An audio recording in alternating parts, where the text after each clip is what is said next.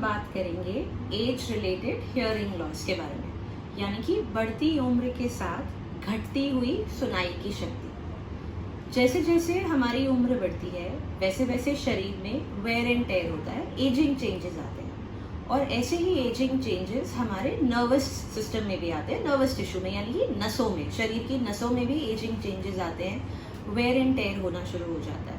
जो हमारी नसें हैं उनके सेल्स जो हैं वो डीजेनरेट करते हैं और उसकी वजह से ये नसें कमज़ोर हो जाती हैं। उनमें से एक नस जो है वो हमारी सुनाई की नस भी है, यानी कि बढ़ती उम्र के साथ हमारी सुनाई की जो नसें हैं वो कमज़ोर होती जाती है, जिससे कि सुनाई की जो शक्ति है वो भी कम होती जाती है। अब इसके सिम्टम्स क्या होते हैं, ये पता कैसे चले कि ये ऐसा होने लग गया है हमारे साथ?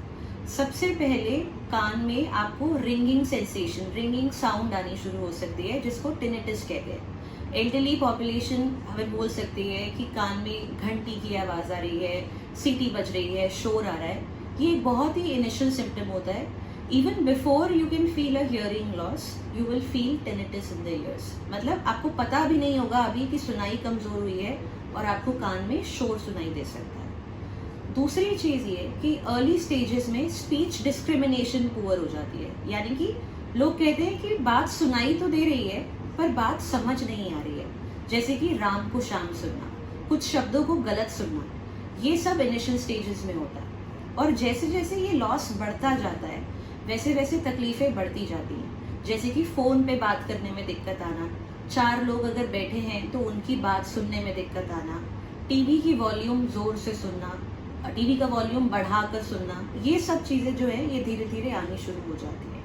और अगर हम ये नोटिस कर सकते हैं कि जो हमारे घर में बड़े बूढ़े लोग हैं वो ज़ोर से बात करना शुरू कर देते हैं, तो अगर ऐसा कुछ आप नोटिस कर रहे हैं तो हो सकता है कि उनको भी हियरिंग लॉस आना शुरू हो रहा हो। अब इसकी असेसमेंट क्या करें? अगर ऐसे कोई सिम्टम्स हम नोटिस कर रहे हैं अपने घर के फैमिली मेम्बर्स में या खुद में, तो क्या करें? सबसे पहले एक ईएनटी डॉक्टर से मिलें और एक हियरिंग असेसमेंट कराएं, यानी कि एक सुनाई का टेस्ट कराएं, जिसको प्योर टोन ऑडियोमेट्री बोला जाता है। ये प्योर टोन ऑडियोमेट्री में एक तो ये पता चलता है कि कितना हियरिंग लॉस है और किस तरह का हियरिंग लॉस है, कौन सी फ्रीक्वेंसीज इन्वॉल्व है। शुरू में अर्ली स्टेजेस में हायर फ्रीक्वेंसीज पे ये लॉस होता है, यानी कि पतली आवाज़ें सुनने में दिक्कत आती है पेशेंट को। लेकिन जैसे जैसे ये लॉस बढ़ता है सारी फ्रीक्वेंसीज इन्वॉल्व होनी शुरू हो जाती है। अब ट्रीटमेंट की बात करते हैं। अनफॉर्चुनेटली ये जो हियरिंग लॉस है ये इरिवर्सिबल है, यानी कि इसको वापस नहीं पलटा जा सकता, क्योंकि ये कोई बीमारी नहीं है, ये एक एजिंग चेंज है, बॉडी का वेयर एंड टेयर है, और एजिंग को अभी तक हम रिवर्स नहीं कर सकते। तो ये एजिंग जो हियरिंग लॉस है दिस इज़ इरिवर्सिबल, इसको हम बदल नहीं सकते। अनफॉर्चुनेटली जो एकमात्र सोल्यूशन हमारे पास है वो है एक अच्छा हियरिंग एड, जो बहुत हद तक ये हियरिंग लॉस को नलिफाई कर सकता है, आपकी हियरिंग बहुत हद तक रिस्टोर कर सकता है। अब प्रॉब्लम ये है स्पेशली हमारी एल्डरली पॉपुलेशन में कि एक रेजिस्टेंस है हियरिंग एड को एक्सेप्ट करने में। लोग हियरिंग एड लगाना नहीं चाहते क्योंकि हमारी सोसाइटी में बहुत सारी गलतफहमियां प्रचलित है हियरिंग एड्स को लेके। कुछ लोग कहते हैं कि अगर हम हियरिंग एड लगाएंगे तो हमारी सुनाई और कमज़ोर हो जाएगी, हम उसके हियरिंग एड के बिना बिल्कुल सुन ही नहीं पाएंगे। ऐसा बिल्कुल गलत है, ऐसा नहीं होता। कुछ लोगों को कॉस्मेटिक इश्यूज होते हैं, वो नहीं चाहते कि कोई देखे कि उनको हियरिंग एड लगा हुआ है। उसका भी सोल्यूशन अब अवेलेबल है कि हियरिंग एड्स अब बहुत छोटे आ गए हैं जिनकी विजिबिलिटी ना के बराबर होती है। सामने वाला इंसान को बहुत बार पता भी नहीं चलेगा कि आप हियरिंग एड्स लगा रहे हैं। और भी बहुत सारी मिसकंसेप्शंस जो हैं सोसाइटी में प्रेवलेंट है हियरिंग एड्स को लेके, जो कि सब गलत है। हियरिंग एड्स जो हैं वो बहुत फ़ायदा करते हैं पेशेंट्स को और बहुत हद तक एक नॉर्मल हियरिंग रिस्टोर कर देते हैं। अब डिसएडवांटेजेस क्या हैं अगर हम हियरिंग एड्स नहीं लगाते? सबसे पहले तो ये कि अगर एक लंबे टाइम तक पेशेंट सुन नहीं पा रहे तो वो उनको साइकोलॉजिकल इश्यूज डेवलप होने शुरू हो जाते हैं, कॉन्फिडेंस लेवल गिरना शुरू हो जाता है।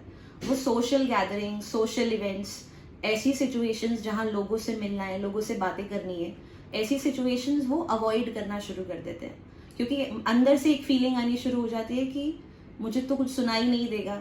अगर उसने कुछ बोला, किसी दूसरे इंसान ने कुछ बोला और मुझे नहीं सुनाई दिया, तो एक एम्बैरेसमेंट वाली फीलिंग आनी शुरू हो जाती है। तो वो सोशल आइसोलेशन में जाना शुरू कर देते हैं, सोशल विड्रॉल होना शुरू हो जाता है, दूर होना शुरू कर देते हैं लोगों से, अलग थलग होना शुरू कर देते हैं लोगों से। और इस वजह से साइकोलॉजिकल इश्यूज आते हैं, डिप्रेशन आ सकता है। ये सब प्रॉब्लम्स एल्डरली में देखी गई हैं जो कि हियरिंग एड्स नहीं यूज करते और उनको हियरिंग लॉस है। दूसरा चीज, हमारे ब्रेन को अलर्ट कर रखने के लिए कांस्टेंट स्टिमुलस की जरूरत है। यानी कि हम सुन कान से रहे हैं लेकिन समझ अपने ब्रेन से रहे हैं। तो ब्रेन कॉन्स्टेंटली एक्टिव है अगर हम हमेशा सुन रहे हैं। जैसे जैसे हम सुनना कम करते हैं तो हमारे ब्रेन का वो पार्ट जो वो सारी सुनाई को प्रोसेस कर रहा था, वो पार्ट जो ब्रेन का है वो भी एक्टिव कम हो जाता है, वो भी डल होना शुरू हो जाता है। और उसकी वजह से पेशेंट्स भी डल होना शुरू हो जाते हैं, फॉरगेटफुल हो जाते हैं, अलर्ट नहीं रहते।